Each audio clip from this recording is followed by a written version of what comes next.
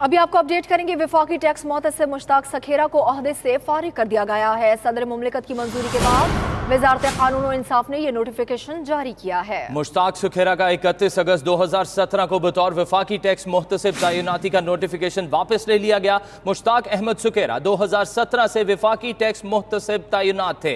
मुश्ताक अहमद सुखेरा इससे पहले IG पंजाब भी रह चुके हैं। वफाकी टैक्स मोहतसिब मुश्ताक सुखेरा को ओहदे से हटा दिया गया है। इसी पर हम बात करेंगे शहरियार खान से। शहरियार, बताएगा इस तब्दीली की वजह कुछ पता चल सकी?